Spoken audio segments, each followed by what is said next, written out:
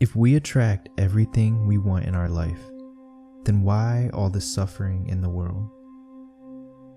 This question gets asked a lot, like a lot.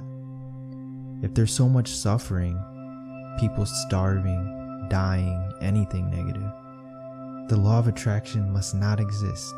This topic is so touchy that I avoided making a video about it in the past, but here we are. I'm going to try and explain this without wrestling anyone's emotions. We attract what we think and feel, and a large portion of that is based off what we see out there in reality. What we see out there is really just a projection of what's inside of us, right? What we think, believe, and feel. But what about the suffering in the world? What about the third world areas where people are suffering? They surely didn't attract that, right? We all grow up and are born in certain scenarios. Some of us are born in well-off families and some of us not. Maybe we choose that before coming here. Maybe we don't. There's no way to tell. But the place we are born has a big influence on what we attract in our reality.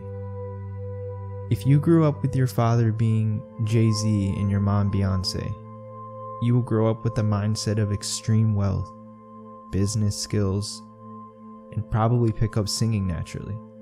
If you were born as a little kid in Syria, for instance, or North Korea, or anywhere vastly different, your mindset growing up will be on survival. You could die in any moment, or food scarcity. Now, if law of attraction was more well known, there could be changes to what these people suffering attract. But let's face it, this law of attraction talk is still taboo in most places. Even though most of us watching it seems normal. What you see, you attract. What you feel, you attract. What you believe, you attract. And if your outside world growing up was that of poverty and anything else negative, and you don't know that your thoughts create reality, then you will create more of that stuff, sadly. If your outside world growing up is that of riches and fame of your parents, you'll attract that easily growing up. If your outside world is middle class, you'll probably attract a mixture of both poverty and wealth. You see what I mean? If you know nothing about the law of attraction and know nothing about your thoughts creating your reality, you're going to attract the reality you observe every day, whatever that case might be. Is it fair? Probably not. Do people have better starting points? Absolutely. But if they don't know the power they hold inside of them, then they are helpless to change it. This is not their fault, and honestly it's sad to think about, but it's the truth. What about children who can't think for themselves consciously? I think people underestimate the power of our subconscious. Growing up, we are almost entirely running off subconscious until we hit a certain age below 7. Our subconscious is an observer and recorder of what's out there.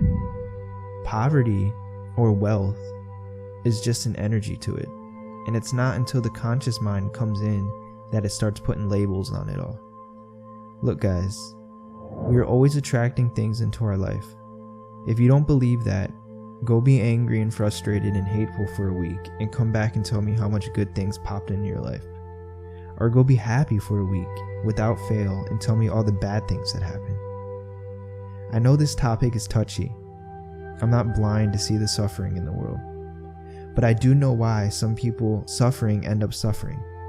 And I can only hope that this information can reach those in need and allow them to power up their birthright ability to bring anything they want in their life and expand into a more positive, loving, safe environment.